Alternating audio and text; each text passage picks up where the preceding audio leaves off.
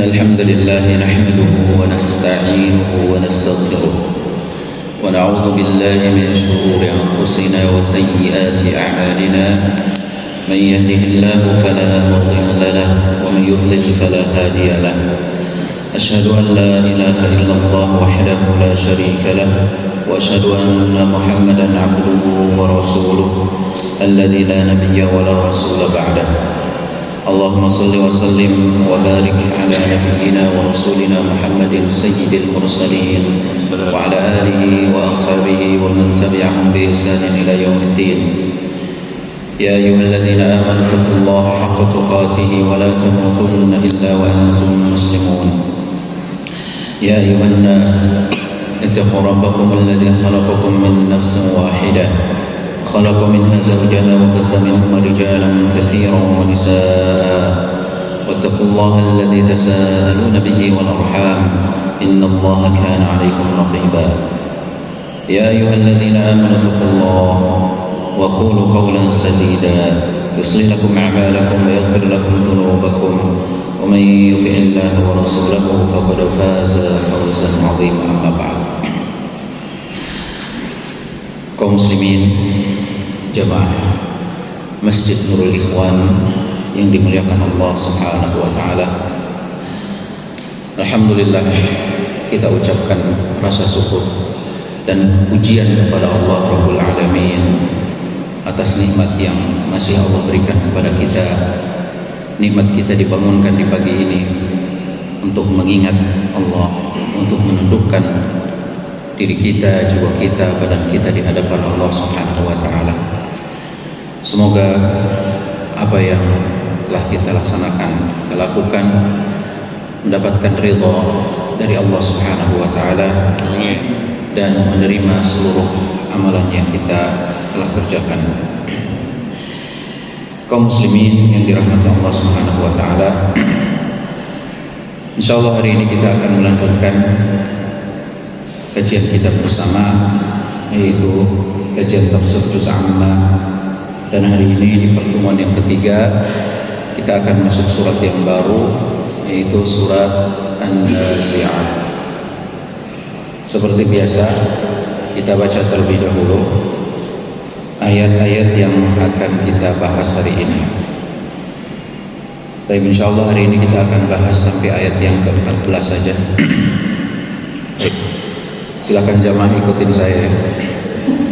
A'udzu billahi minasy syaithanir rajim. Silakan. A'udzu billahi minasy syaithanir rajim. Bismillahirrahmanirrahim.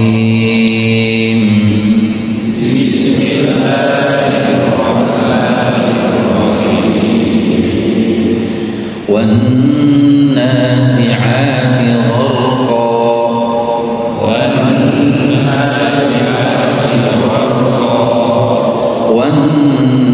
والناشطات نشطا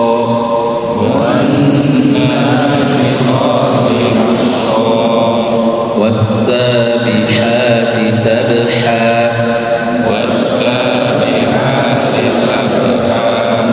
فالسابقات سبقا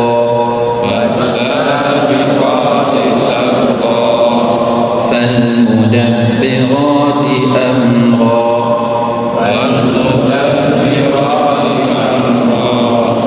يوم ترجف الراجفة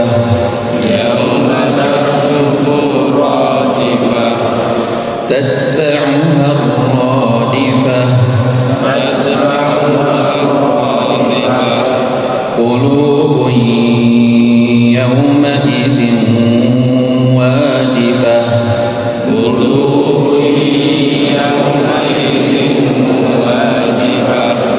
أبصارها خاشعة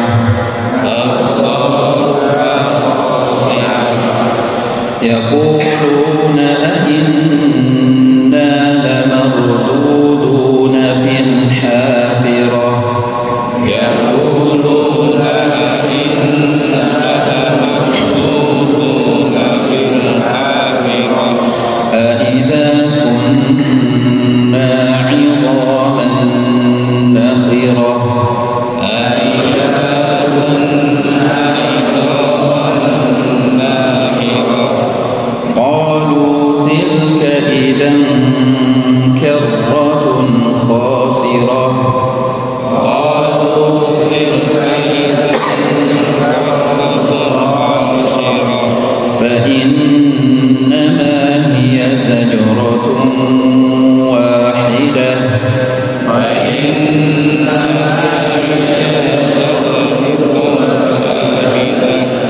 فإذا هم بالساهرة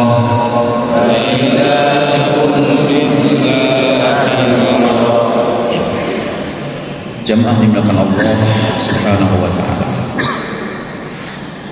Di antara nikmat yang paling besar yang Allah Subhanahu wa ta'ala berikan kepada hambanya, yaitu nikmat kita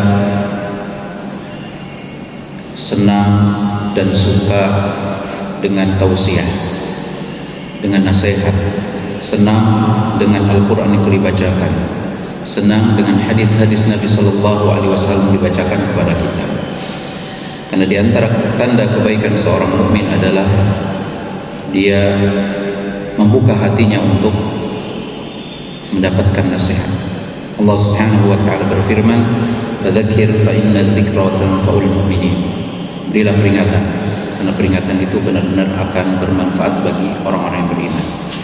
Dan Al-Qur'an adalah sumber peringatan. Al-Quran adalah sumber nasihat untuk kita.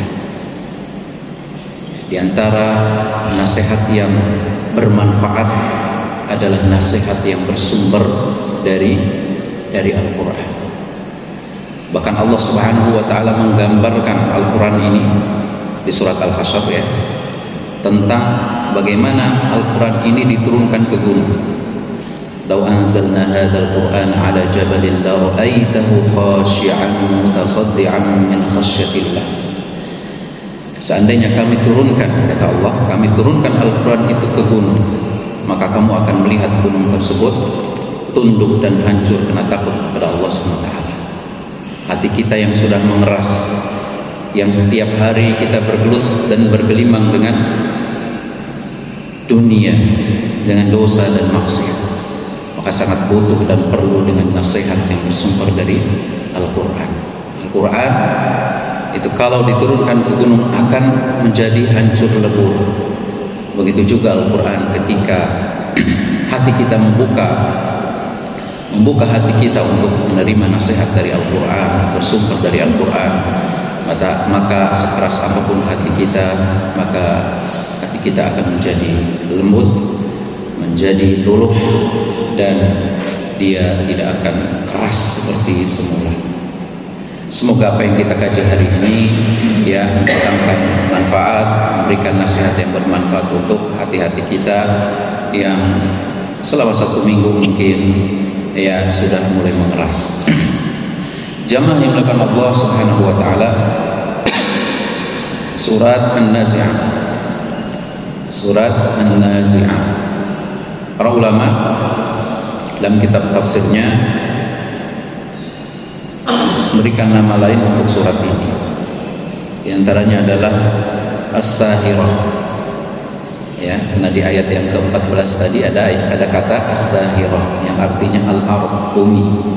Fa idzahum bis-sahirah.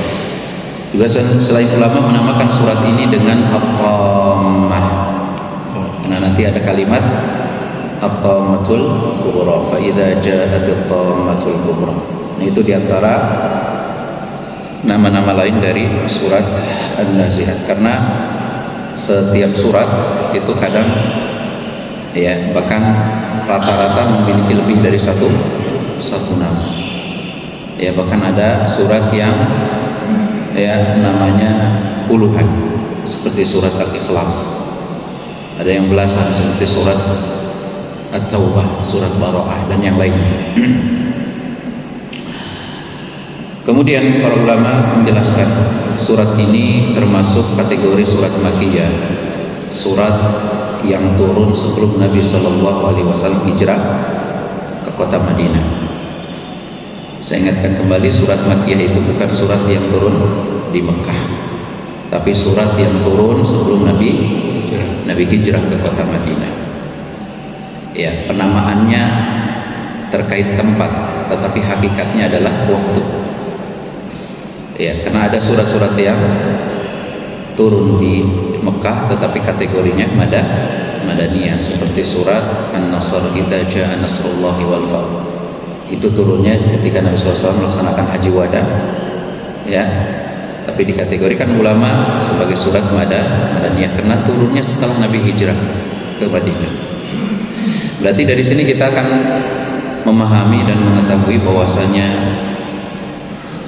surat ini atau ayat-ayat ini konteksnya berkaitan dengan orang-orang musyrikin Arab, orang-orang kafir Quraisy. Nuansanya adalah nuansa yang berkaitan dengan orang-orang kafir Quraisy yang mereka mengingkari tentang pokok-pokok keimanan.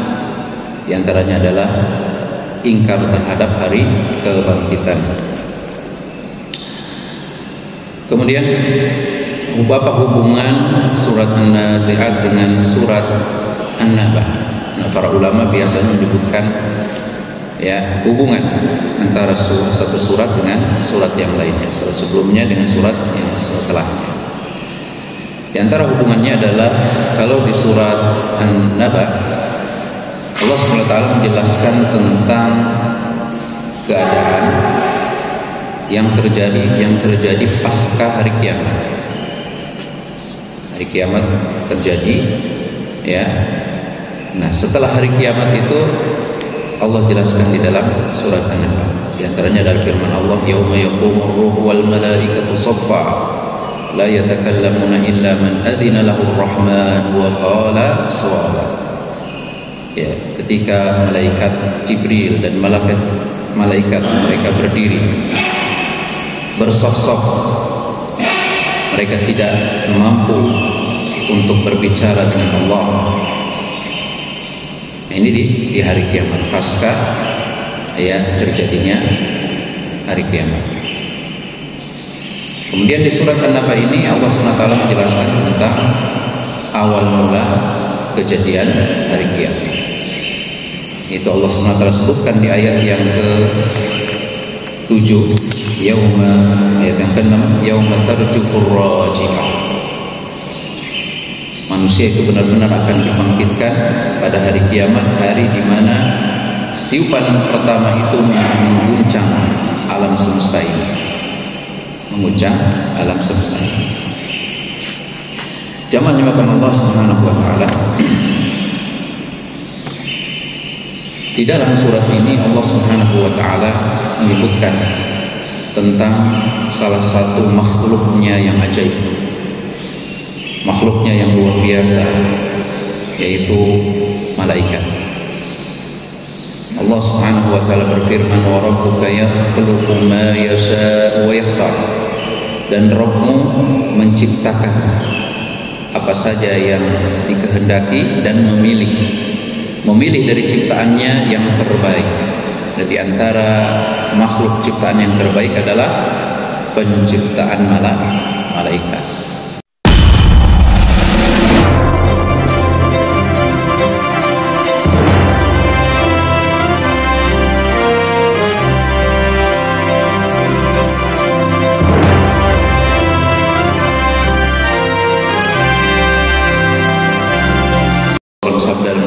Muslim, khuliqatil malaikatu min nur wa khuliqatil jan min marjin min nar wa khuliqa adam mimma wusifa lahu. Malaikat tercipta dari cahaya, dan jin tercipta dari bara api, dan Adam diciptakan seperti yang Allah sifatkan di dalam Al-Quran untuk kalian. Makanya di sini Allah Subhanahu wa taala membuka firman-Nya dengan sumpah. Bersumpah dengan makhluk yang terbaik, makhluk ciptaannya, yaitu malaikat. Dan tidaklah Allah Subhanahu wa taala bersumpah dengan sesuatu melainkan makhluk tersebut adalah makhluk yang luar biasa, makhluk yang menakjubkan. Di antaranya adalah malaikat. Allah Subhanahu wa taala bersumpah di sini. Bersumpah. Dan Allah Subhanahu wa taala bersumpah bukan sekedar bersumpah, tetapi ada yang ingin ditekankan dalam sumpahnya tersebut. Ya, seperti kita saja, Pak. Ya, kita biasanya sampai bersumpah kalau ada sesuatu yang urgent, sesuatu yang mendesak untuk kita bersumpah. Biasanya kan kita tidak bersumpah, ya. Tapi terkadang situasi dan kondisi mendorong kita harus bersumpah. Ya, tujuannya apa? Untuk mendekankan sesuatu. Nah, di sini juga Allah SWT bersumpah, dan Al-Quran itu memakai bahasa atau uslub orang Arab. Ya, orang Arab biasa mereka bersumpah ya untuk menekankan sesuatu. Maka Allah SWT pakai uslub mereka. Ya, Allah jadikan sebagai uslub Al-Quran agar orang-orang Arab pada waktu itu mereka mudah untuk menerima Al-Quran. Allah SWT bersumpah, wan-nazi'ati gharqa, demi malaikat-malaikat yang mencabut nyawa dengan keras. Nah, perlu dipahami oleh kita bersama bahwasanya di sini Allah SWT bersumpah dengan malaikat, dengan makhluk. Kata para ulama bahwasanya Allah bebas bersumpah dengan siapapun dan apapun. Allah bebas bersumpah karena Allah tidak boleh ditanya. La yus'alu amma yaf'al wa hum yus'alun. Allah tidak boleh ditanya kenapa Allah melakukan ini dan itu, tapi manusialah yang akan ditanya. Ya, adapun kita jamaah sekalian tidak boleh kita bersumpah dengan makhluk. Kita hanya dibolehkan bersumpah dengan nama-nama dan sifat Allah Subhanahu wa ta'ala. Karena kalau kita bersumpah dengan makhluk apapun itu, seperti seorang bersumpah dengan leluhurnya, demi leluhurku, bersumpah dengan siapapun, apapun, bahkan bersumpah dengan malaikat, bersumpah dengan nabi, seperti seorang mengatakan demi Rasulullah, ini tidak boleh. Karena yang demikian termasuk kesyirikan, sebagaimana sabda Nabi sallallahu alaihi wasallam, man halafa bi ghairillah faqad kafara aw asyrak. Dan siapa yang dia bersumpah dengan selain Allah, maka dia telah kufur atau telah syirik. Jamaah sekalian yang dimakan Allah Subhanahu wa taala, Allah Subhanahu wa taala di sini ayat yang pertama menjelaskan tentang salah satu sifat malaikat. Nah, di sini Allah Subhanahu wa taala menjelaskan sifat-sifat malaikat. Ya, sifat-sifat malaikat. Di antaranya adalah ada malaikat yang mereka tugasnya mencabut nyawa. Kita tahu ya, malaikat pencabut nyawa siapa namanya, Pak? Israil. Israil ya. Tapi yang di Al-Quran sebutkan dan hadits Nabi sallallahu alaihi wasallam sebutkan, malaikat pencabut nyawa itu malakul maut. Malakul al-maut. Ya. Seperti firman Allah, "Qul yatawaffakum malakul maut alladzi wukila bikum." Ya, di surat As-Sajdah. Allah sebutkan malakul maut, bukan Israil. Kata para ulama, Israil ini penamaan dari Israiliyat ya. Israiliyat. Maka yang lebih tepat, malaikat pencabut nyawa itu malakul maut. Nah, malakul maut ini memiliki pasukan-pasukan atau pembantu-pembantu yang akan ya menyambut nyawa seorang yang keluar ruhnya dari badannya. Allah Subhanahu wa taala bersumpah dengan malaikat-malaikat wan-nazi'ati, demi malaikat-malaikat yang mencabut nyawa, gharqa, dengan sangat keras. Nazi'at itu dari kata naza'a. Naza'a maknanya mencabut dengan dalam ya dan kuat. Gharqa. Karena Allah Subhanahu wa taala itu akan mencabut nyawa orang-orang kafir itu dengan sadis, dengan keras, dan dengan bengis. Sebagaimana disebutkan dalam sebuah hadis yang sahih yang diriwayatkan oleh Imam Ahmad, Abu Dawud, At-Tayalisi dan yang lainnya, Rasulullah sallallahu alaihi wasallam suatu hari sedang menunggu jenazah seorang Ansar. Karena lahatnya belum selesai, maka Nabi SAW di situ ya menunggu dan sambil memegang sebuah batang kayu, kemudian dicungkil-cungkil tanahnya. Sesekali Nabi Shallallahu Alaihi Wasallam menengadahkan pandangannya ke langit, kemudian ke bumi, ke langit dulu sampai 3 kali. Kemudian Nabi Shallallahu Alaihi Wasallam bersabda, "Ista'idzu billahi min adzabil qabr." Mohonlah perlindungan kepada Allah dari siksa kubur. Kemudian Nabi berdoa, "Allahumma inni a'udzubika min adzabil qabr" 3 kali. Kemudian Rasulullah Shallallahu Alaihi Wasallam bersabda di hadapan para sahabat, "Wa innal 'abdal kafir." Sungguhnya hamba yang kafir itu, yang ingkar, yang dia kufur kepada Allah, idza kana fil qita'in minad dunya wa iqbalin minal akhirah, apabila ia telah selesai dari kehidupan dunia dan akan menuju ke kehidupan akhirat, nazala ilaihi minas sama'i malaikah, maka turun para malaikat. Malaikatnya bukan satu, malaikat dari langit, ghilatun syidad, yang mereka tersebut bengis dan kasar, sudul wujuh, wajah-wajah mereka hitam, ma'humus sumuh minan nar, mereka membawa pakaian dari neraka. Fayajlisuna minhu maddal basar, mereka duduk di dekat orang tersebut sepanjang mata memandang. Jadi orang-orang kafir ketika mereka akan syakaratul maut, akan menghembuskan nafas terakhirnya, maka ada malaikat yang siap menyambut ruh orang kafir tersebut keluar, dan jumlah mereka maddal basar, sepanjang mata memandang. Tsumma yaji'u malakul maut, kemudian datanglah malakul maut di dekat kepalanya, hatta yajlisa 'inda ra'si, ya, di dekat kepalanya.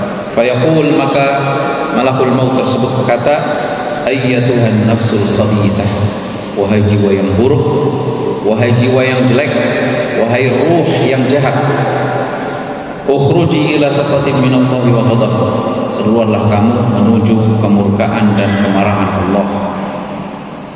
Jadi udah dikatain jelek, kemudian disuruh menuju apa? Menuju kemurkaan dan kemarahan Allah. Maka apa yang terjadi? Fatufarraq fi jasadi, maka ruh tersebut nggak mau keluar. Roh tersebut bercerai-berai di dalam tubuhnya. Maka malakul maut mencabutnya dengan paksa.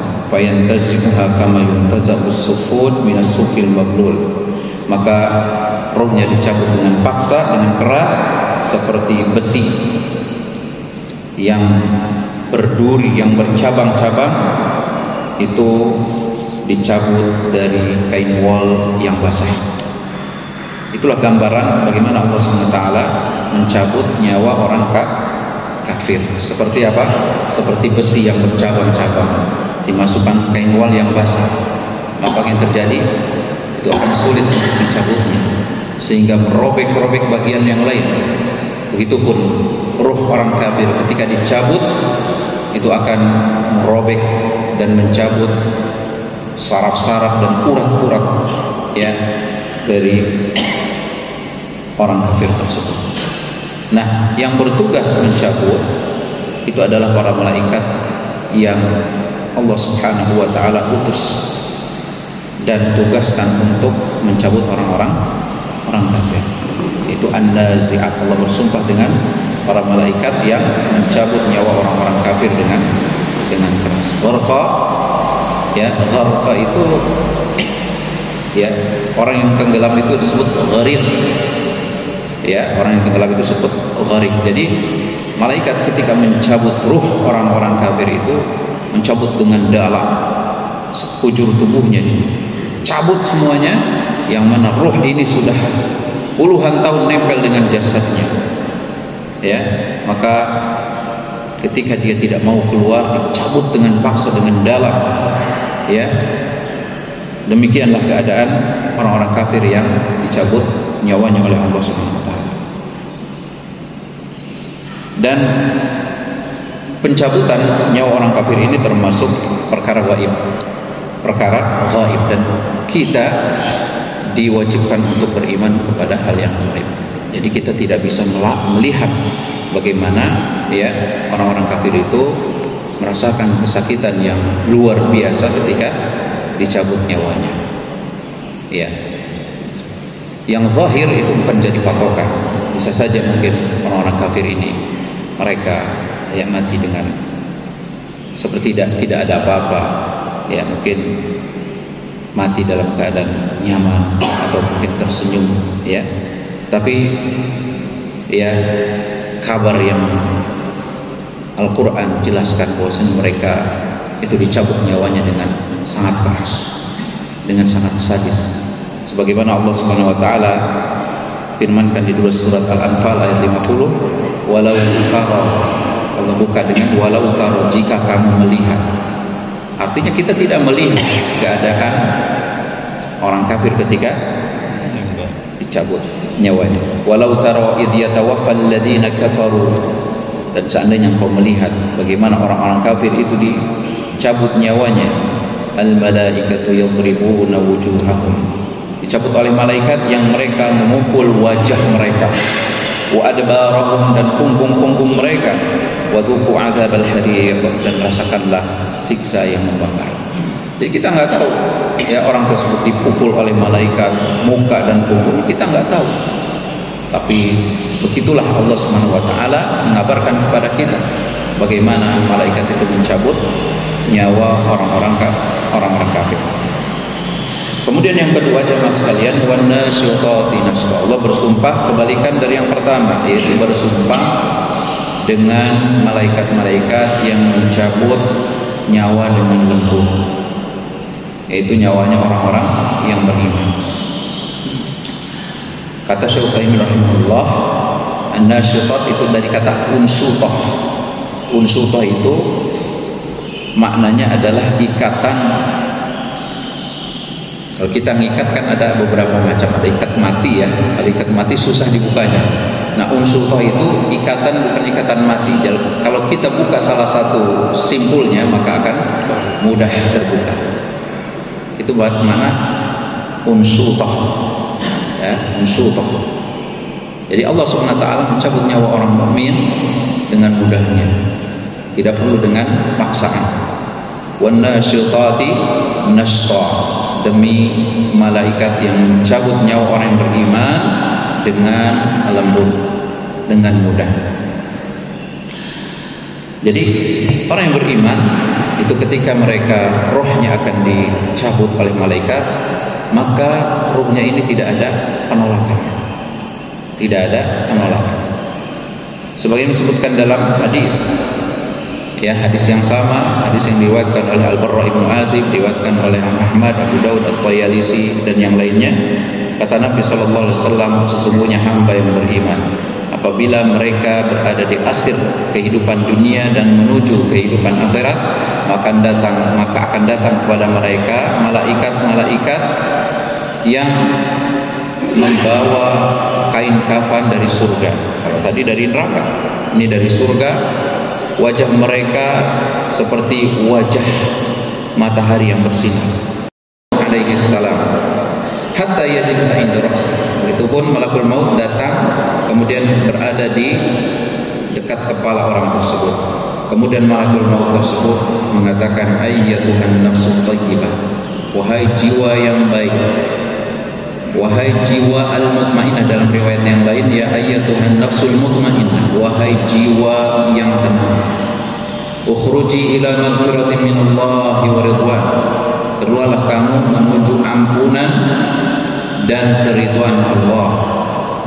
Fatakhruju tasilu kama tasilul qatratu min fihi siqa, maka ruh tersebut keluar seperti keluarnya air dari mulut cerek, dari mulut teko. Gimana Pak keadaan air ketika kita menuangkan dari teko? Mudah kan ya? Tidak mandek-mandek ya, mudah, begitu mudah. Nah, begitulah ruh orang yang beriman. Ruh seorang mukmin ketika dia keluar, disuruh keluar dan dicabut tanpa ada penolakan. Kenapa demikian? Karena orang mukmin dipanggil dengan panggilan yang indah. Ya ayyatuhan nafsul mutmainnah, wahai jiwa yang tenang, wahai jiwa yang baik. Ya, diberikan kabar gembira. Keluarlah Kemana kamu keluar? Menuju ke keridhaan dan ampunan Allah Subhanahu wa taala. Maka tentu ruh yang diberikan kabar tersebut dia akan memilih yang lebih baik dari apa yang ada sekarang. Ya, dia akan keluar menuju tempat yang lebih baik. Syekh Utsaimin rahimahullah menggambarkan tentang roh orang yang beriman itu seperti seorang yang dia hidup di rumah sederhana, rumah gubuk, ya mungkin bawahnya tanah, ya jelek, reot, ya. Kemudian ada orang yang datang, kemudian disuruh untuk keluar, tapi sebelum keluar dipanggil, wahai saudaraku, wahai teman, wahai tuan, mari saya antarkan keluar menuju istana yang megah, yang mewah, yang penuh dengan pelayanan yang super mewah. Kira-kira orang tersebut mau nggak? Mau. Ya, tapi beda keadaannya. Seorang orang kafir itu seperti orang yang dia tinggal di rumah. Kemudian ada orang yang datang, wahai brengsek, ya, dipanggil dengan panggilan yang jelek, wahai brengsek, ayo keluar. Lihat tuh di sana ada penjara, yang di situ ada algojo yang siap dengan pedangnya, ada orang yang siap dengan pisau untuk mencincang-cincang, ada orang yang siap dengan api yang siap membakar badan. Kira-kira orang tersebut mau keluar? Enggak mau. Bahkan dia berusaha sekuat mungkin, ya, memegang apapun yang bisa dipegang oleh dirinya agar tidak bisa keluar. Maka mau nggak mau orang tersebut dipaksa untuk keluar. Maka dia dipukul badannya, dipukul tangannya agar dia lepas dari pegangannya sehingga dia keluar.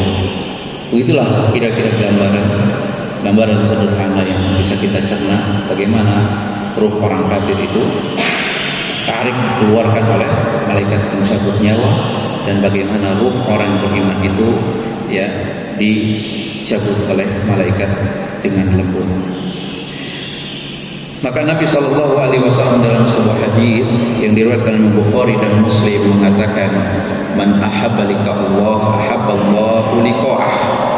Barang siapa yang cinta berjumpa dengan Allah, maka Allah suka berjumpa dengannya. Wa man kariha liqa Allah karihallahu liqa'ah. Barang siapa yang benci berjumpa dengan Allah, maka Allah pun akan membenci berjumpa dengan dirinya. Ketika Nabi SAW mengucapkan sabdanya, maka berkatalah Aisyah, ibunda Aisyah radhiyallahu taala anha. Kata Aisyah, inna lanakrahul maut ya Rasulullah. Kita semua ini tidak suka dengan yang namanya kematian. Ya, setiap kita ini nggak suka dengan kematian. Kalau begitu kita nggak suka dong bertemu dengan Allah. Kita dong nggak selamat dengan hadits ini. Barang siapa yang cinta bertemu dengan Allah, maka Allah cinta bertemu dengannya. Dan barang siapa yang tidak suka berjumpa dengan Allah, maka Allah tidak suka berjumpa dengannya. Kalau begitu kita semua tidak selamat dari hadits ini. Ya, kita ini termasuk orang yang benci berjumpa dengan Allah. Karena untuk berjumpa dengan Allah kita harus apa? Harus mati, harus meninggal. Karena Allah tidak mungkin kita lihat dunia ini. Allah akan terlihat nanti ketika kita sudah meninggal dunia. Maka kata Nabi SAW, laisa kadzalik, tidak demikian. Ya, tidak seperti persepsimu wahai Aisyah. Walakinnal mu'min, akan tapi seorang mukmin, idza hadarahul maut, ketika maut itu akan datang, ya, busyira biridwani minallah wa karamatihi, maka dia akan diberikan kabar gembira dengan ampunan, dengan keridhaan dan kemurahan Allah. Diberikan kabar gembira seperti tadi, ya, keluarlah menuju ampunan dan keridhaan Allah. Falaisa syai'un ahabba ilaihi mimma amamahu, maka tidak ada sesuatu yang paling ia sukai kecuali apa yang ada di depannya, yaitu berupa ampunan dan keridhaan. Fa ahabba liqa Allah wa ahabballahu liqa'ah, maka dia cinta berjumpa dengan Allah, dan Allah pun cinta berjumpa dengannya. Kemudian jamaah sekalian dengan Allah Subhanahu wa taala di ayat yang ketiga. Di ayat yang ketiga Allah Subhanahu wa taala berfirman was-sabihati sabha. Wa ini artinya demi ya. Wa itu artinya demi, bisa artinya dan, bisa artinya demi. Tanda dia artinya demi, sumpah ya, itu harokat akhir kata setelahnya kasrah. Ya, was-sabihati kan. Wal fajri wal asri itu kalau kasrah maknanya demi.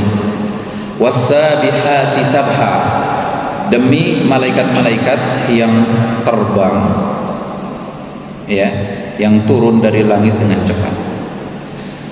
Sabihat itu dari kata sabaha yasbahu, artinya berenang ya, ikan-ikan mereka sabaha yasbahu, mereka berenang ya, mereka berenang dari permukaan ke dalam terus balik lagi ke atas dengan cepatnya ya, itu makna sabaha yasbahu. Nah kalau ikan itu mereka berenang dengan apa? Dengan siripnya, maka Allah Subhanahu wa taala juga jadikan malaikat bisa berenang. Cuman istilahnya bukan berenang, terbang. Terbang di mana? Antara langit dan bumi.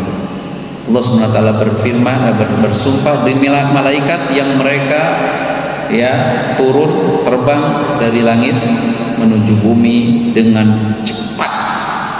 Dengan cepat, dan kecepatannya tidak bisa kita bayangkan ya, tidak bisa kita bayangkan, sangat cepat sekali ya. Jadi Allah SWT bersumpah dengan malaikat-malaikat yang turun dari langit dengan cepat ya, dengan cepat. Jadi Allah SWT ya ciptakan malaikat ini memiliki sayap. Memiliki sayap. Berapa sayap malaikat? Macam-macam. Ada yang Allah berikan sayap 2, 3, 4, bahkan lebih dari itu, seperti malaikat Jibril yang Allah Subhanahu wa taala ciptakan dengan sayap 600 sayap. Ketika dibuka satu sayap saja, satu sayap dibuka, enggak 600-nya, satu sayap dibuka saddal ufuk, maka menutup ufuk. Ufuk itu sebagian dari dunia ini, sebagiannya itu adalah ufuk atau cakrawala.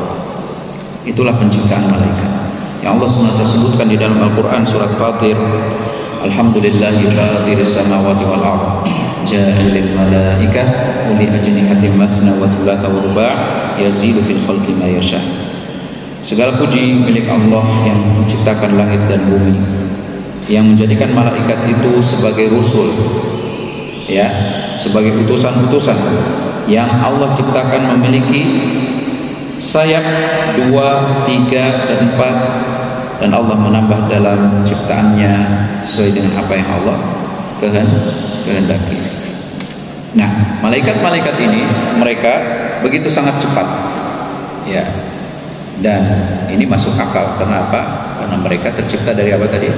Cahaya. Dari cahaya. Dan kalau kita kecepatan cahaya itu, kalau kita nyalakan cahaya, kecepatannya sangat tinggi. Ya. Seperti mainan yang dimainkan oleh anak-anak itu apa namanya? Laser ya. Ketika kita pencet tombolnya akan langsung berada di tempat yang dituju. Begitu cepatnya. Dan malaikat lebih cepat dari itu. Wasabihati sabha. Maka Allah bersumpah dengan malaikat-malaikat yang turun dari langit ke bumi dengan cepatnya. Karena Allah SWT menciptakan malaikat dengan penciptaan yang luar biasa, dengan dahsyat, dengan ajaib. Dan malaikat adalah makhluk Allah yang lebih kuat dari jin. Jin kuat, jin cepat, tetapi apa? Tetapi malaikat itu lebih kuat dan lebih cepat lagi. Dan kemudian yang ketiga, makhluk yang paling lemah adalah manusia. Jadi urutannya malaikat, jin, manusia. Manusia ini lebih lemah dari jin. Jin lebih kuat. Tapi di atas jin ada malaikat yang lebih kuat dan lebih cepat. Nah, hal ini sebagaimana yang Allah Subhanahu wa taala sebutkan di dalam Al-Qur'an ya, di surat An-Naml ayat 37 sampai 40, kata Allah Subhanahu wa taala, firman Allah ketika menceritakan tentang kisah Nabi Sulaiman alaihissalam. Nabi Sulaiman berkata kepada para pembesarnya, ya ayyuhal mala, wahai para pembesar dari kalangan jin dan manusia, ayyukum ya'tini bi arsyiha qabla an ya'tuni muslimin. Siapakah di antara kalian yang bisa mendatangkan singgasana Ratu Balqis sebelum dia datang ke sini dalam keadaan berserah diri? Jadi Nabi Sulaiman menawarkan siapa yang mampu membawa, ya, Nabi Sulaiman sebelumnya belum menantang siapa yang lebih cepat, tapi siapa yang mampu membawa singgasana atau istana Ratu Bilqis, ya, Ratu Balqis ke sini sebelum dia berserah diri. Kita tahu kerajaan Sabah, kerajaan Ratu Balqis itu di mana? Di Yaman, di Yaman selatan, di Yaman. Sedangkan Nabi Sulaiman itu berada di Syam, di Palestina. Jarak antara Yaman dengan Palestina itu sekitar 1.500 mil. Jauh nggak Pak? 1.500 mil. Itu kalau dikonversi ke kilometer kurang lebih sekitar 2.400 kilometer. 2.400 kilometer, jarak yang tidak dekat, sangat jauh. Nah, Nabi Sulaiman membuat sayembara, siapa yang mampu mendatangkan, ya, singgasana Ratu Balqis yang dari Yaman dibawa kemana? Ke Syam, ke Palestina. Maka berkatalah jin terkuat, ya, jin terkuat dan terhebat, yaitu namanya Ifrit. Qala ifritum minal jin ana atika bihi qabla an taquma min maqamik wa inni alaihi laqawiyyun amin. Berkatalah Ifrit dari kalangan jin, saya mampu membawa singgasana Ratu Balqis sebelum engkau berdiri dari tempatmu, sebelum berdiri. Jadi setelah Nabi Sulaiman mengucapkan ya, sebelum Nabi Sulaiman berdiri itu sudah hadir kerajaan singgasana Ratu Balqis di hadapan Nabi Sulaiman. Cepat nggak kira-kira? Cepat, cepat sekali, ya. Berarti jin sangat kuat membawa singgasana dan sangat cepat. Namun Allah SWT berfirman di ayat yang lainnya, qala alladzi, ia berkata orang yang diberikan, ya, pengetahuan terhadap kitab, itu orang saleh yang doanya selalu diijabah. Kata ulama, orang saleh ini kalau dia berdoa diijabah oleh Allah Subhanahu wa taala. Berkatalah orang yang diberikan Alkitab, pengetahuan terhadap kitab, ana atika bihi qabla an yartadda ilaihi tarfuk, saya mampu membawa singgasananya sebelum engkau mengedipkan matamu. Ketika Nabi Sulaiman mengatakan ya, sebelum berkedip sudah hadir singgasana Sulaiman di hadapan. Ini kata para ulama, orang tersebut seandainya dia berdoa kepada Allah, maka Allah SWT akan mengabulkan doanya dan Allah mengutus malaikat untuk membawa singgasana tersebut. Nah, di sini kita tahu bahwasanya malaikat itu makhluk yang luar biasa, makhluk yang kuat, dan juga makhluk yang sangat cepat, makhluk yang sangat cepat, ya. Bukan hanya kekuatan dan kecepatan, bahkan Allah ciptakan malaikat ini dengan ciptaan yang sangat indah. Kita nggak pernah lihat malaikat, tapi disebutkan dalam hadis ketika malaikat Jibril membuka sayapnya, itu terlihat dari sayapnya, ya, mutiara-mutiara dan berlian-berlian yang sangat indah sekali. Kemudian ayat yang keempat, Allah SWT berfirman fasabiqati sabqa. Ini berkaitan dengan ayat sebelumnya, yang mana Allah ciptakan malaikat dengan kekuatan yang sangat cepat, fasabiqati sabqa, dan malaikat-malaikat yang mendahului dengan kencang dalam melaksanakan perintah Allah SWT, ya, dalam melaksanakan perintah Allah SWT. Ya, mereka diberikan kemampuan oleh Allah SWT untuk melaksanakan tugas dari Allah Subhanahu wa taala dengan cepat, yang mendahului dengan kencang. Jadi para malaikat, ya malaikat yang bertugas untuk menyampaikan wahyu Allah SWT itu malaikat Jibril alaihissalam itu sangat cepat. Bahkan kecepatannya lebih cepat dari jin. Jin itu kalau mereka sebutkan dalam sebuah hadis, kalau mereka ingin mencuri berita dari langit, maka mereka itu caranya dengan apa? Mereka caranya dengan bertumpuk dari satu jin ke jin yang lain sampailah ke angkasa sana, ke langit. Ke langit mereka mencuri berita. Ya, jin walaupun mereka kuat, cepat, ya bahkan bisa terbang, mereka memiliki keterbatasan. Tapi malaikat, ya itu Allah ciptakan yang cepat dan mereka bisa mendahului dalam melaksanakan perintah Allah.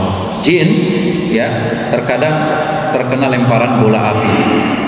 Ketika mereka mencuri berita dari langit, terkadang sebagian mereka, ya sebelum mereka memberikan berita tersebut kepada dukun-dukun, kepada tukang ramal, mereka terkena lemparan bola api sebelum sampai berita tersebut. Tapi malaikat itu sangat cepat sekali. Ya, dan mereka diberikan kemampuan oleh Allah Subhanahu wa taala untuk hal itu. Mereka cepat dan kuat. Bahkan ketika Nabi Shallallahu alaihi wasallam ya datang ke kota Taif, kemudian dakwah Nabi Shallallahu alaihi wasallam ditolak sehingga anak-anak itu mereka melempari Nabi Shallallahu alaihi wasallam, Nabi berdarah-darah. Kemudian Allah Subhanahu wa taala memberikan izin kepada malaikatul jabal, itu malaikat gunung. Ya, kata malaikat gunung, ya in syi'ta la'utbiqanna 'alaihimul akhshabain. Wahai Nabi, aku diberikan izin oleh Allah, seandainya engkau ingin, aku bisa menimpakan gunung Akhshabain ini kepada penduduk Taif. Namun Nabi Shallallahu alaihi wasallam menolaknya. Kemudian ayat yang kelima, fal mudabbirati amra, dan malaikat yang mengatur urusan dunia. Ya, Allah Subhanahu wa taala ya bersumpah dengan malaikat-malaikat yang mengatur urusan dunia ini, karena malaikat itu sangat banyak sekali jumlahnya dan mereka memiliki tugas-tugas khusus. Jadi nggak nganggur, Allah ciptakan dan mereka punya tugas. Ada yang mereka ciptakan dari pertama kali mereka sujud memuji Allah, ada yang mereka memohonkan ampun kepada Allah Subhanahu wa taala, ada yang mereka ya tugasnya memberikan wahyu, ada yang tugasnya memberikan hujan, tanaman, ada malaikat penjaga surga, malaikat Ridwan, ada penjaga neraka, malaikat Malik, ya ada malaikat-malaikat yang selalu mengiringi kita, ya ma yalfidhu min qaulin illa ladaihi raqibun atid. Ya, tidak ada satu ucapan yang terucap melainkan ada malaikat yang senantiasa siap dan mengawasi. Ya, raqib atid itu bukan nama malaikat tetapi sifat malaikat yang dia sigap, ya siap dan mengawasi kita, mencatat seluruh ucapan dan perbuatan kita. Sangat banyak malaikat itu. Bahkan saking banyaknya, kata Nabi SAW seperti yang sebutkan saya di pertemuan sebelumnya, ya penduduk langit itu sangat penuh sekali, sampai-sampai mengeluarkan suara, ya atotis sama, suara geret-geret kayak gitu, karena saking penuhnya kelebihan beban.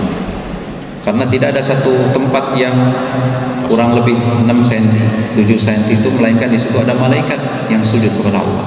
Dan kita tahu langit ini sangat luas sekali. Ya, kemanapun kita pergi pasti kita menemukan yang namanya langit. Dan langit luasnya ya lebih luas dari apa yang kita bayangkan, karena Allah yang meluaskannya. Wa inna lamusi'un, kami yang meluaskan langit itu. Di langit ada matahari yang besarnya lebih besar dari planet kita, ada planet-planet yang lain, ya ada meteor-meteor yang sangat luas sekali. Nah di situ ada malaikat yang ya wadhi'un jabhatahu sajidan lillah, yang meletakkan keningnya sujud kepada Allah SWT. Belum lagi malaikat yang Allah Rasulullah sebutkan di dalam hadis, malaikat yang menggeret neraka jahanam. Neraka jahanam itu nanti akan ditarik, dihadapkan kepada manusia. Waji'a yauma idzin Jahannam, manusia ini akan didatangkan, neraka jahanam ini akan didatangkan. Nah, untuk mendatangkan neraka jahanam, kata Nabi SAW, neraka jahanam itu memiliki 70.000 tali kekang. 70.000. Setiap satu tali kekangnya itu ditarik oleh 70.000 malaikat. 70.000, satu tali kekangnya ditarik oleh malaikat yang jumlahnya 70.000. Berarti 70.000 kali 70.000, kira-kira berapa jumlahnya? 4,9 miliar. Ya, nanti hitung aja kalau saya salah. 4,9 miliar itu baru malaikat yang menarik neraka jahanam. Belum lagi malaikat yang ada di langit pertama, langit kedua, ketiga sampai langit yang ketujuh, malaikat yang Allah ciptakan dari tetesan air wudhu kita yang untuk memohonkan ampun kepada begitu banyak. Bahkan seandainya malaikat tersebut ya dibandingkan dengan jumlah manusia. Manusia sekarang berapa? Ada miliar, 5 miliar, 7 miliar, 8 miliar, kurang lebih seperti itu. Itu hampir sama dengan jumlah malaikat yang menggeret neraka jahanam. Ya, belum yang lainnya. Maka tidak ada apa-apanya kalau dibanding dengan jumlah malaikat yang tidak ada yang mengetahui bilangannya kecuali Allah Subhanahu wa taala. Fal mudabbirati amra, demi malaikat yang mengatur urusan. Ya. Allah sediakan malaikat, Allah Allah jadikan malaikat kuat dan cepat tadi untuk mengatur urusan. Seandainya malaikat itu tidak Allah ciptakan kuat dan cepat, maka akan ada banyak urusan yang terbengkalai. Wahyu turun harusnya selesai 23 tahun, karena malaikatnya lambat bisa terbengkalai. Tapi Allah ciptakan malaikat dengan kemampuan yang luar biasa, yang luar.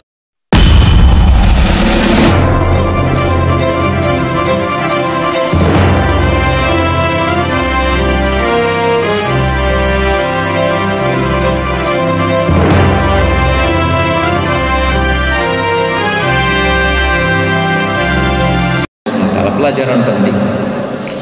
Allah SWT menjadikan malaikat ini memiliki tugas-tugas masing-masing. Ada malaikat yang menjaga gunung tadi ya. Ada malaikat yang menjaga lautan. Ada malaikat yang mengatur angin, yang menurunkan hujan.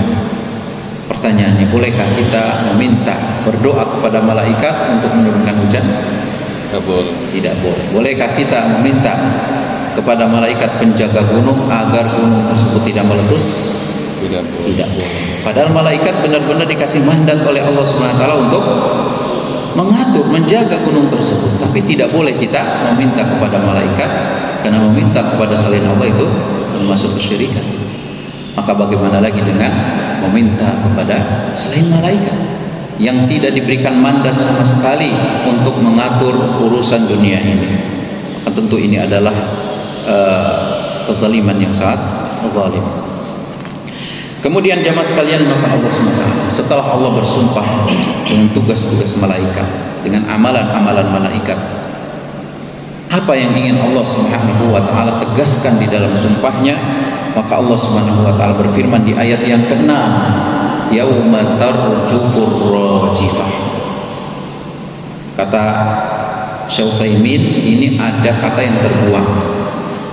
Kata yang terbuang tersebut diantaranya adalah latub'atsunna yaumal qiyamah. Benar-benar kalian itu akan dibangkitkan pada hari kiamat. Kapan?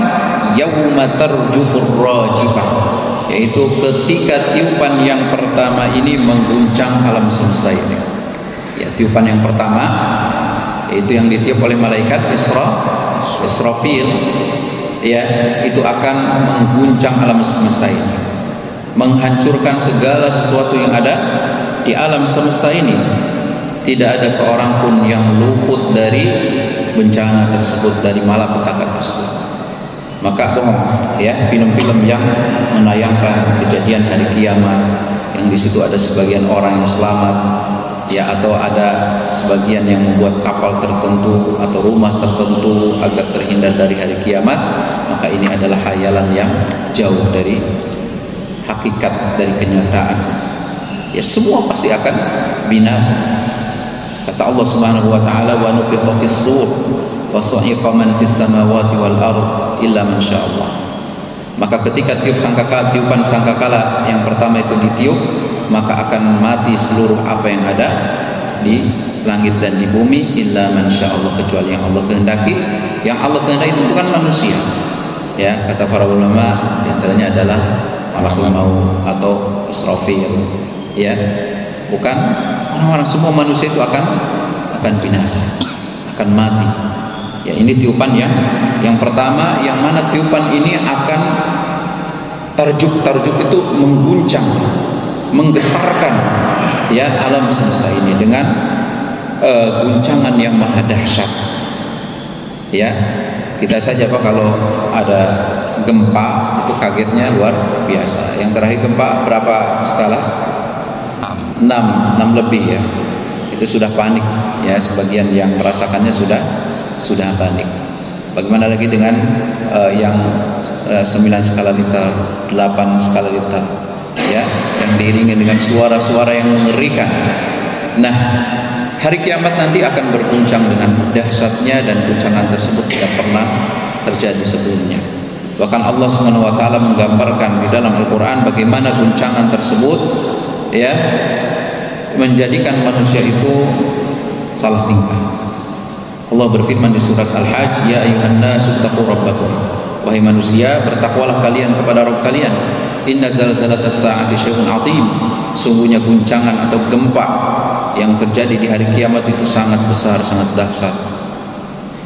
Akibatnya apa? Yauma tarawunaha tadhalu kullu murdi'atin 'amma arda'at.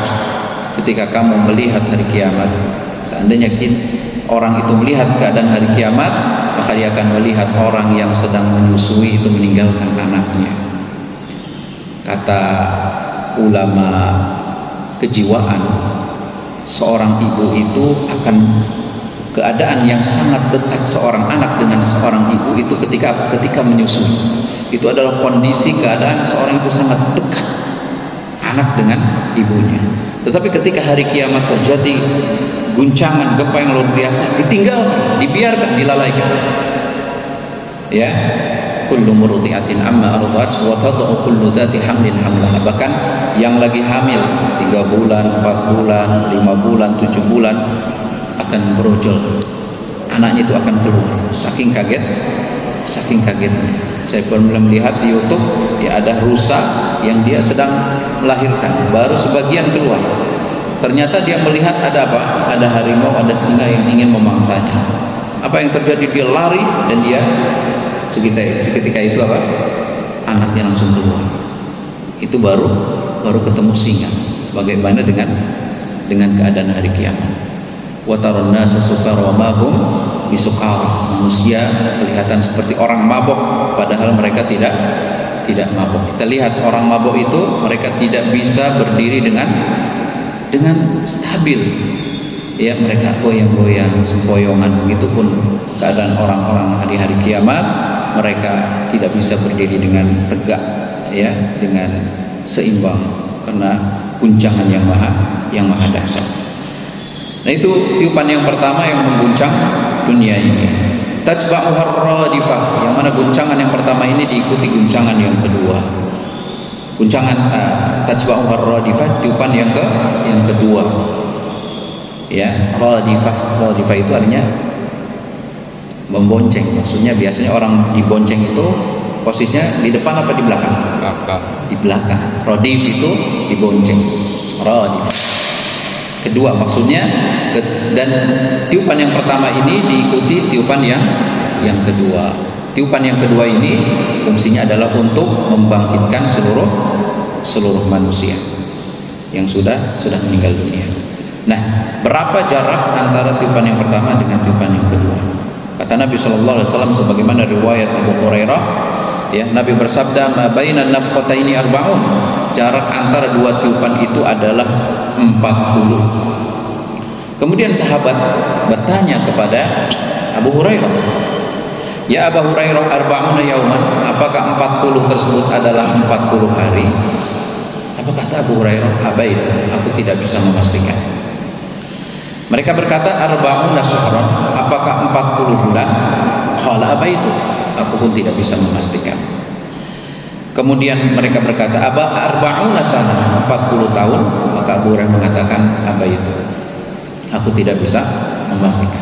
Jadi intinya ya, jarak antara kedua tiupan tersebut adalah 40, dan perawi itu Abu Hurairah ya bisa jadi lupa, tapi bisa jadi emang Nabi Shallallahu Alaihi Wasallam ya tidak menjelaskan 40 apa, ya 40 apa. Karena kalau Abu Hurairah lupa, ya, karena Abu Hurairah ini sahabat yang luar biasa. Setiap ucapan Nabi Sallallahu Alaihi Wasallam itu langsung hafal seketika. Ya, jadi ini kemungkinan besar Nabi tidak menjelaskan 40 apa. Nah, setelah 40 tersebut, tsumma yunzilullahu minas sama'i ma'an fayanbutun. Kemudian Allah menurunkan dari langit air, kemudian mereka tumbuh, mereka hidup kembali. Tasba'uhar radifah. Kemudian jamaah sekalian, ketika tiupan yang kedua ditiup, manusia itu bangkit, maka manusia itu keadaan mereka, kata Allah Subhanahu wa taala, qulubun yawma idzin wajifah. Hati-hati mereka pada waktu itu sangat takut. Bagaimana tidak takut? Dia dibangkitkan dalam keadaan apa? Tidak berpakaian, kemudian tidak disunat, tidak beralas kaki, kaget. Semua orang keadaannya seperti itu. Yuhsyarun nasu hufatan uratan ghurla. Manusia nanti akan dibangkitkan dalam keadaan telanjang, tidak disunat, tidak memakai sandal. Aisyah radhiyallahu taala anha bertanya kepada Nabi sallallahu alaihi wasallam, ya, yang membuat keheranan, inilah sifat wanita yang mereka memiliki sifat malu. Ya Rasulullah, semua telanjang tanpa berpakaian, ya, yanzuru ba'duhum ila ba'd, sebagian mereka melihat aurat sebagian yang lain. Apa kata Nabi sallallahu alaihi wasallam? Perkara pada waktu itu lebih besar, lebih dahsyat, lebih mengerikan dari sekedar melihat satu dengan yang lainnya. Seorang tidak akan mempedulikan. Hari ini seandainya ada orang keluar dari WC tanpa pakaian, kira-kira apa? Aneh. Kita akan mengatakan orang gila, ya, orang gila. Tetapi di hari kiamat ketika mereka telanjang, kita tidak akan mempedulikan lagi. Karena apa? Karena kengerian yang terjadi pada hari kiamat tersebut. Bayangkan matahari didekatkan sejauh 1 mil, gitu dekatnya. Mereka kepanasan, mereka berkeringat, ada yang keringatnya sampai lutut, ya, sampai pinggang, ya, sampai leher. Bahkan ada orang yang tenggelam dengan keringat mereka. Hati mereka sangat takut pada waktu itu, takut yang sangat luar biasa. Semua takut, orang beriman takut, bahkan para nabi pun takut. Terlebih lagi orang-orang kafir, mereka sangat ketakutan karena mereka sudah tahu mereka akan binasa, mereka akan dimasukkan ke dalam neraka. Kata Allah SWT tentang mereka, wa afidatuhum hawa, dan dada-dada mereka kosong. Ya, kata para ulama, hati mereka sampai naik ke tenggorokan saking takutnya.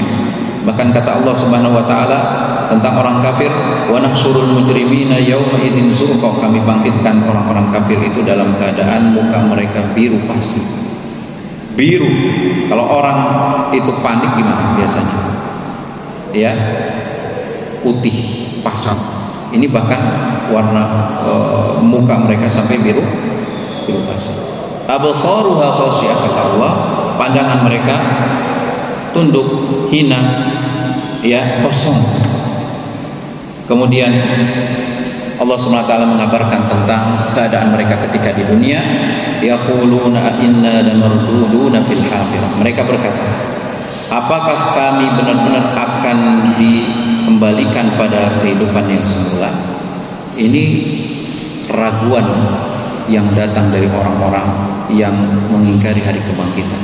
Apakah kita benar-benar nanti setelah mati akan dibangkitkan ke kehidupan seperti semula ini? Aidza kunna idhaman nakhira, apakah kita akan dibangkitkan juga ketika kita sudah menjadi tulang belulang? Tulang belulang manusia itu akan binasa, dagingnya akan hilang, tulangnya akan binasa, ya, dimakan tanah, kecuali satu tulang, yaitu ajbud dzanab, ya, satu partikel dari apa? Dari ujung ekor kita, yaitu tidak akan binasa, dan dari situlah Allah akan merangkai kembali tubuh manusia. Qalu tilka idzan karratun khasirah, mereka berkata, kalau kita benar-benar dikembalikan nanti, maka itu adalah pengembalian yang merugikan. Karena mereka merasa pesimis, kalau kita dibangkitkan, wah kita rugi nih, kita ini suka bunuh orang, ya, suka zalim kepada orang, ya, suka merampas harta orang, kita rugi dong kalau gitu. Jadi mereka tidak mau dibangkitkan, walaupun mereka mengetahui bahwasanya yang menciptakan langit dan bumi ini Allah. Mereka juga beribadah, mereka tawaf, tapi mereka mengingkari adanya hari kebangkitan. Kemudian Allah SWT membantah keyakinan mereka. Fa innama hiya zajratun wahidah, sungguhnya membangkitkan seluruh makhluk itu cukup dengan satu kali tiupan saja, yaitu tiupan yang kedua. Jamaah sekalian, kalau kita menyaksikan sekarang ini kelahiran manusia, itu mereka lahir bertahap kan. Hari ini ada yang lahir berapa orang, besoknya bertahap. Tapi nanti hari kiamat, ketika Allah membangkitkan, maka tidak seperti sekarang. Allah bangkitkan sekaligus, ya, cukup dengan satu kali tiupan saja. Maka bangkit semua manusia dari pertama sampai hari kiamat, mereka bangkit, ya, dengan satu kali tiupan saja. Dan ini mudah bagi Allah Subhanahu wa taala. Allah cukup mengatakan kun fayakun, jadilah maka terjadi. Kemudian kata Allah Subhanahu wa taala di ayat yang ke-14, ayat terakhir, fa idzahum bisahirah, maka dengan serta merta mereka hidup kembali, bisahirah ay bil ard, yaitu di permukaan bumi. Jadi mereka dibangkitkan di atas permukaan bumi. Namun bumi yang Allah Subhanahu wa taala sediakan di hari kiamat bukan bumi yang kita pijak sekarang. Kalau bumi yang kita pijak sekarang, banyak macam-macamnya di atasnya. Ada bangunannya, ada pepohonannya, ada gunung, ada lembah, ada lautan. Nah, di hari kiamat itu tidak seperti sekarang ini. Yauma tubaddalul ardu ghairal ardi was samawat. Hari kiamat itu hari di mana bumi dan langit itu diganti oleh Allah Subhanahu wa taala. Nabi SAW sabda, yuhsyarun nasu yaumal qiyamati ala ardin bayda'a afrah. Manusia akan dibangkitkan pada hari kiamat di atas bumi yang putih kemerahan. Jadi tidak ada gunung, tidak ada lembah, ya, tidak ada lautan, rata di atas permukaan yang putih kemerahan, kakurusatin naqi, seperti roti bulat yang terbuat dari tepung yang murni. Ya, roti yang bulat, ya, dari tepung yang murni. Laisa fiha alamun li ahad, yang pada waktu itu tidak ada tanda-tanda. Kalau sekarang kita mau kemana aja ada tandanya apa? Oh, di sini ada gunung, ya. Oh, di sini ada gunung pencakar langit ini. Itu ada tanda-tanda. Nanti di hari kiamat benar-benar tidak ada tanda, rata bersih semuanya di atas permukaan bumi. Demikian jamaah sekalian makan Allah Subhanahu wa taala, ya, tafsir singkat, ya, tafsir ringkas surat An-Nazi'at baru sampai 14 ayat. Ya, demikian, semoga bermanfaat. Seandainya ada yang mau ditanyakan dan seandainya saya bisa jawab, insyaallah saya jawab. Silakan.